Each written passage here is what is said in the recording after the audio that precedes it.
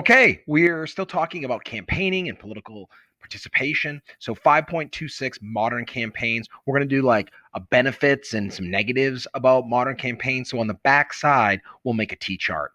Modern campaigns. All right, we're jumping onto the back side. Pause if you need to. All right, so on the left-hand side, benefits of modern campaigns. On the right, drawbacks or negatives of modern campaigning. All right, benefits. Let's start with that. Modern campaigning has a dependence on professional consultants. So, and that can be a really good thing because it means that the messaging of a campaign can be more focused. Resources use can be a lot better focused as well. And so this can be a good thing. Use of polling and whatnot to kind of hone messages. So if you're just someone who wants to run for Congress and you don't really know much about campaigning and what works, you could hire a professional consultant that can help you. Another aspect of it now, especially as we get into more recent times, is that social media can be used fairly effectively for campaign communication and fundraising. So, and just the technology in general has really changed campaigning, just from the radio to TV to the internet, and now websites back in the 90s and early 2000s, and now social media in near 2020. So this has become a huge change, and it means that you can really access more people than before. If you look at the chart in the middle, the social media election, this is from a graphic from 2012 when President Obama was running against challenger Mitt Romney. And you can just see Facebook. Obama had 31 million likes on his Facebook page and Romney had 9.9 million.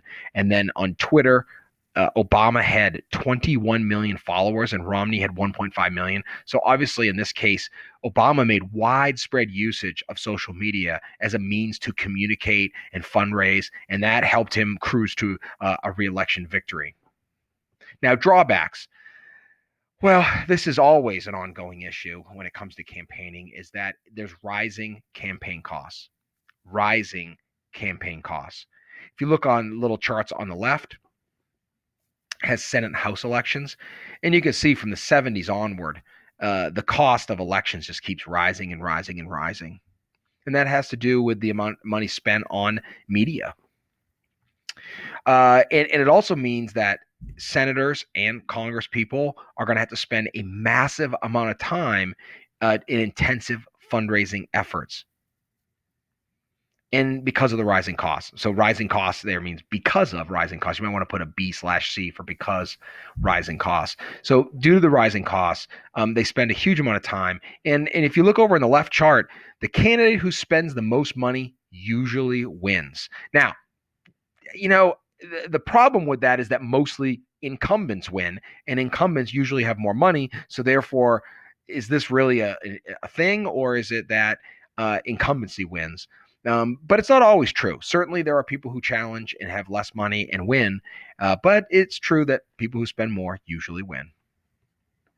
And then one of the negatives here about campaigning that's a real problem is that the amount of money that's spent, the election cycles have become longer and longer and longer. So duration of election cycles become long, and this has led to voter burnout, where really we're all just really sick of the election and don't want to hear any more about it. In fact, most of the time, most people don't really pay attention until after Labor Day, so like less than 2 months before the election or around 2 months before the election. But in America, the election cycle can run almost a year and a half to 2 years. You look at the length of campaigns on the left. 2016, the first candidate who announced it ended up being 596 days before the election, 281 days before the first caucus. In Mexico, by law, the election is only 147 days. In UK, 139. Canada, 78. In Japan, by law, I love this. In Japan, by law, 12 days. like under 2 weeks, baby. Way to go, Japanese. Keep it short. All right, and then so this is just, it goes on and on forever, and this, of course, makes cost of campaigns go up. And then the issue is, since the 70s, what are we going to do about all these rising campaign costs?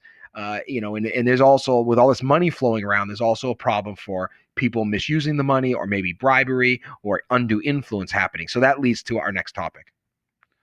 5.27, political action committees. This is really, really critical to understand in terms of funding campaigns and candidates. Political action committees. Of course, at any time, pause if you need to. All right, these are called PACs. They're called PACs. So anytime you listen to any sort of political stuff, any political news or radio or podcasts or whatever, at some point you'll hear PACs being talked about. If you watch advertising for campaigns, you'll see PACs or blank political action committee, whatever. So this is what we're talking about. All right, and the purpose of a PAC, a political action committee, is to raise and spend money to elect or defeat candidates. That's it. Political action committee, purpose is raising and spending money to elect or defeat candidates. So this is the way candidates fund their campaign or other people's campaigns. Most PACs represent labor, business, and ideological interests. I just said how candidates, I should check that. Candidates actually don't, they usually have a PAC, but they have to give the money to other people. PACs usually represent people that aren't candidates. So it's really interest groups. It's how interest groups get involved in campaigns. So let me just stress that again. It's how interest groups get involved in campaigning. So labor groups have a PAC, or a business has a PAC, or some sort of ideological interest like NARAL or the National Pro Right to Life. They might have a PAC, and then they spend money on candidates. Now, there are limits to what PACs can spend in some cases. So let's look at that. A person, so like you or I, could give up to $5,000 per candidate per election. So you're not allowed, if you're just a really rich person, you're not allowed just to drop a candidate $1 million. And the reason we have limits on that is because of the undue influence. Like if someone can give me $1 million to run for Congress, then that person, that's kind of dirty. Like that person kind of owns me. So the most you can give one person is $5,000. But you can also give $15,000 a year to a political party. So it's 3 times as much you can give to a party. Now, again, the party will spend that money as it sees fit on probably multiple candidates or multiple, issues or concerns. But you can give $15,000 to a party. This is important to remember. So just remember, PACs. I can give $5,000 to a candidate. I can give $15,000 to a party. But look at this. Now let's talk about PACs. You can give $5,000 to a PAC each year.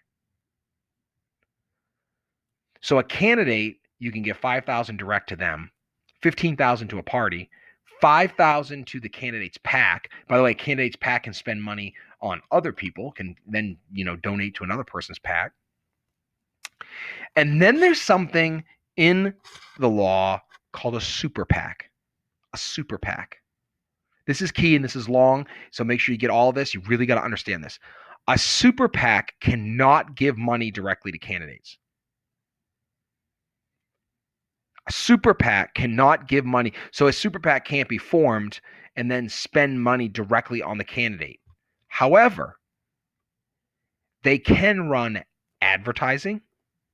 They can send mail to support or defeat a candidate. But there can be no coordination. That's really the key aspect of a super PAC. So a super PAC might be a liberal super PAC, and they're trying to elect a liberal representative, but there can be no coordination between the super PAC and that congressperson.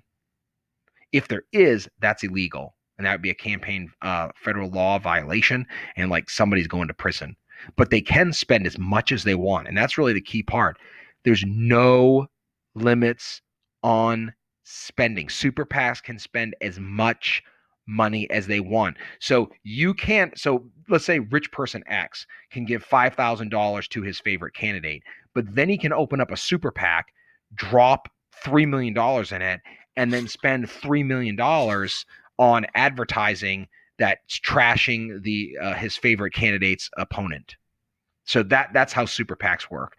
And a lot of advertising comes from outside independent super PACs. And it has to be independent, though. Remember that. You cannot coordinate with the candidate.